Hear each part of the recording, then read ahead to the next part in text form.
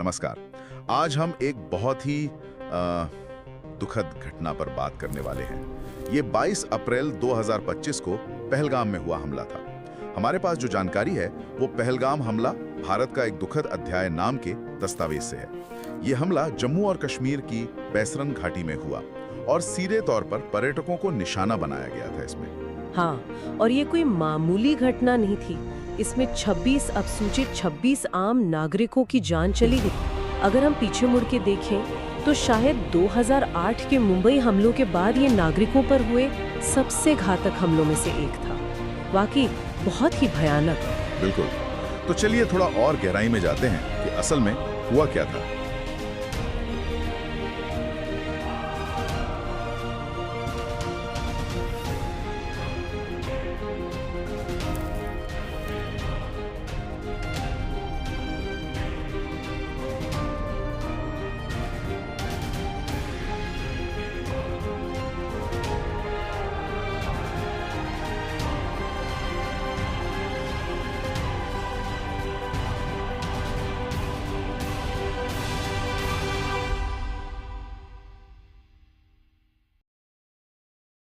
तारीख थी 22 अप्रैल 2025।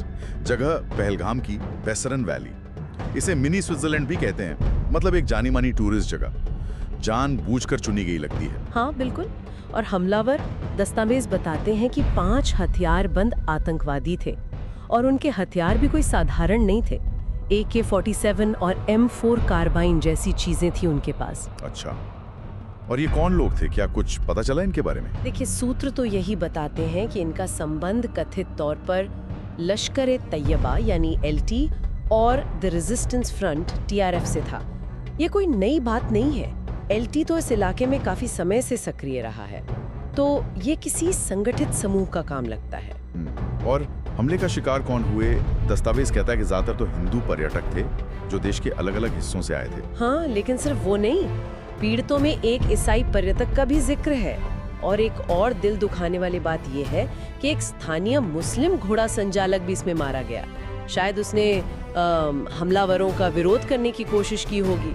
कुल मिलाकर 26 जाने गए। 26। और जिस तरीके से हमला हुआ वो भी बहुत चिंताजनक है ना? बिल्कुल। दस्तावेज के मुताबिक हमलावरों ने पुरुषों को अलग किया, उनका धर्म पूछा और फिर जो गैर मुसलमान थे उन्हें चुन चुन कर गोली मार दी। ये तरीका सिर्फ बर्बर नहीं है, ये एक सोची समझी चाल लगती है इलाके में सांप्रदायिक तनाव भड़काने की।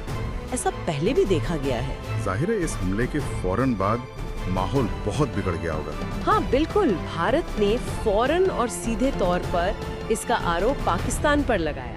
तो कुल मिलाकर अगर हम देखें तो ये पहलगाम हमला सिर्फ एक हिंसक घटना नहीं थी, इसके असर बहुत दूर तक गए। डिप्लोमेटिक रिश्ते बिगड़े, अर्थव्यवस्था पर चोट पड़ी, क्षेत्रीय सहयोग में दिक्कतें आईं और अंतर्राष्ट्रीय स्तर पर टेरर फाइनेंसिंग जैसे मुद्दे फिर से सामने आ गए। एकदम सही कहा।